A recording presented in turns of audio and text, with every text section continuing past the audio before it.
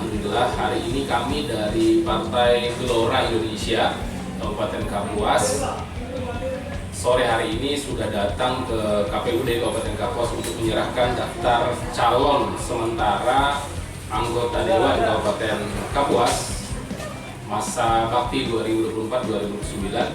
Dan Alhamdulillah melalui momentum ini kami juga memberi pesan kepada seluruh teman-temanku, sahabat-sahabatku, seluruh warga Kabupaten Kapuas bahwasanya kami dari Partai Gelora Indonesia nomor 27 dengan ini menyatakan siap untuk ikut berkompetisi, menyemarakkan dan juga menggembirakan pesta demokrasi nantinya akan digelar pada 14 Februari tahun 2024. Maka besar harapan kami untuk dapat diberikan dukungan, dapat diberikan suara, dapat diberikan juga sumbangsi semangat agar nantinya perjuangan kita dalam politik ini tidak semata-mata adalah sekedar sarana untuk meraih kekuasaan, tetapi juga mendeliverinya ke dalam bentuk kesejahteraan dan juga keadilan yang lebih merata.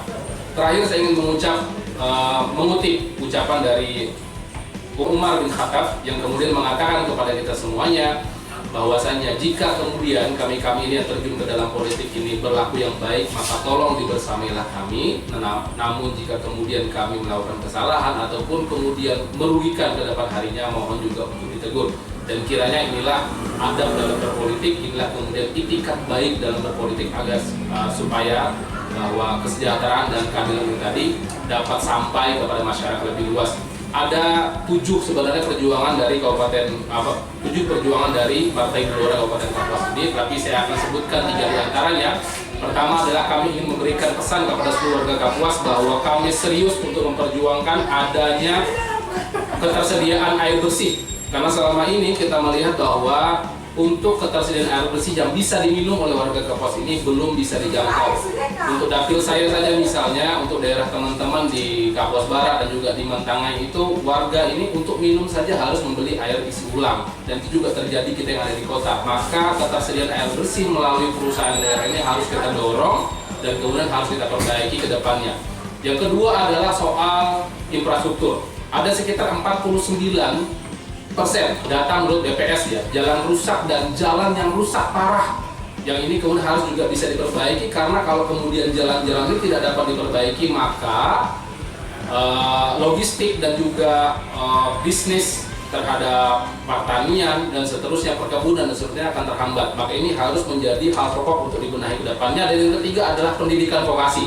Kita pengen pendidikan ke depan ini tidak sekedar pendidikan yang kemudian formal, tetapi juga pendidikan yang berbasis kepada sumber daya daerah atau potensi daerah. Misalnya ada daerah kita yang hari ini itu fokus di perkebunan, ada daerah kita hari ini kemudian fokus di pertambangan. Maka kedepannya harusnya wajah dari pendidikan kita itu adalah wajah yang kemudian menghasilkan output anak-anak muda yang siap untuk bekerja di dunia pertanian, di dunia perkebunan, di dunia juga pertambangan, agar sinergi antara pendidikan dengan kebutuhan lapangan kerja. Karena selama ini ada banyak orang yang lulus sekolah tetapi juga tidak dapat mendapat tempat yang baik dalam bekerja, sehingga mereka bingung untuk mencari kerja. Inilah fokus 3 hal fokus dari 7 isu utama yang kemudian dibawa oleh Gelora Kabupaten Kapuas. Akhir dari percakapan kita sore hari kami menyampaikan bahwasanya mohon doa restunya, mohon kemudian dukungannya, dan kiranya perjuangan kita semata-mata adalah perjuangan yang kemudian tidak hanya merebut kekuasaan, tetapi juga mendeliveri lagi-lagi kesejahteraan dan juga keadilan. Selamat sore, billahi taufiq wal hidayah. Assalamualaikum warahmatullahi wabarakatuh.